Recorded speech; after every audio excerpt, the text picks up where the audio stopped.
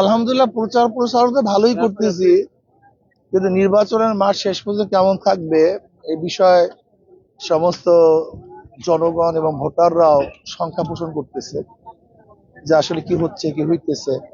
বিগত নির্বাচনও সুষ্ঠু ছিল না, তো এর জন্য মানুষের মনের থেকে ভয় এখনো কাটেনি। তবে ইনশাল্লাহ ভোটাররা যেভাবে আশ্বস্ত করতেছে তাতে ইনশাল্লাহ হাত পাকার অবস্থা খুবই ভালো। বাকি এখন যদি তারা তারা সবাই বলে হুজুর ভোট নিতে পারবেন কিনা, ভোট গুনতে পারবেন কিনা, আমরা যেতে পারবো কিনা, শুধু এই প্রশ্নই, দখল হবে কিনা। এর জন্য আমি প্রশাসনকে বলবো একটা নিরপেক্ষ সুষ্ঠু গ্রহণযোগ্য নির্বাচন উপহার দেওয়ার জন্য সর্বোচ্চ চেষ্টা করুন।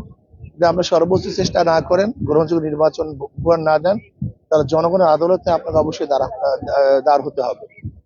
এই আরেকটা কথা হলেই যে এখন যেন কোনো কাউকে যার ওয়ারেন্ট নাই নতুন ভাবে কোনো রাজনৈতিক কেস যেন না দেওয়া হয়। আমাদের বিভিন্ন জায়গায় দেখা যায় আমাদের নেতা কর্মীদেরকে ওই আওয়ামী লীগের মামলায় ঢুকায় দেয়, এদের প্রমাণ করতে করতে নির্বাচন শেষ। এর জন্য আমি বলবো এখনই মাত্র কয়েকটা দিন, এই কয়েকটা দিন কি হবে, পরবর্তী সরকার যারা আসবে তারা ব্যবস্থা নিবে। এই কয়েকটা দিন যেন রাজনৈতিক মামলা না হয়, যারা ওয়ারেন্টের আসামি না তাদেরকে যেন অ্যারেস্ট না করা, নির্বিঘ্নে সবাই যেন ভোট কেন্দ্রে যেতে পারে। আর যদি এখনই ভয়ভীতি সৃষ্টি করা হয় তাদেরকে ভোট কেন্দ্রে যাবেই না, বিশ্ব দেখবে ভোট হয়নি। প্রশাসনের জন্য জরুরি যেন ভয়ভীতির দূরে মানুষ যেন ভোট কেন্দ্রে যেতে পারে সে ব্যবস্থা করা। আইন শৃঙ্খলা পরিস্থিতি আসলে কেমন দেখছেন আপনি? এখন পর্যন্ত যা দেখতেছি যে আইন শৃঙ্খলা পরিস্থিতি কি হবে জানি না, কিন্তু আমি দেখতেছি শুধু এতটুকু যে মানুষকে অ্যারেস্ট করে, ভয়ভীতি দেখায়, বিভিন্ন আওয়ামী লীগের নামে তাদেরকে অ্যারেস্ট করে থানায় নিয়ে যায়, এই সমস্ত ঝামেলা করতেছে। এটা আমি মনে করি লেভেল প্লেইং ফিল্ড না। এর আগেও নির্বাচন করেছেন, দ্বিতীয় পজিশনে ছিলেন, এইবার যে অবস্থা কি মনে করছেন আসলে? না, আলহামদুলিল্লাহ জনগণের দ্বারে দ্বারে যাচ্ছি, তাদের কাছে কাছে যাচ্ছি। হতে পারলে আপনি প্রথম কি কাজটা হাতে নেবেন? আমি সন্ত্রাস মুক্ত এলাকা করবো, এটা আমার ফার্স্ট কাজ।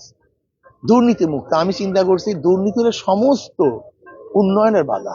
যদি দুর্নীতি মুক্ত করতে পারি এমনিতে সব উন্নয়ন হয়ে যাবে, সব জায়গায় উন্নয়ন হয়ে যাবে। জনগণের কেমন সাড়া পাচ্ছে? অনেক বেশি সাড়া পাচ্ছি, অনেক বেশি সাড়া পাচ্ছি। গতকাল নির্বাচন কমিশনার আসছে, আসলে কি আসলে কিচ্ছু করেনি উনি, আমাদের লোক আমাদেরকে ওখানে ডেকে তার সময় নেই, এটা কোনো কথা হলো?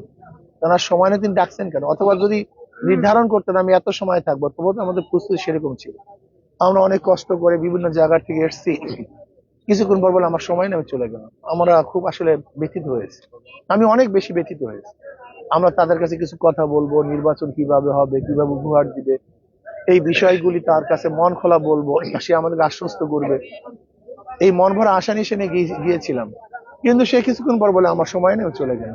অনেক ব্যথিত হয়েছে।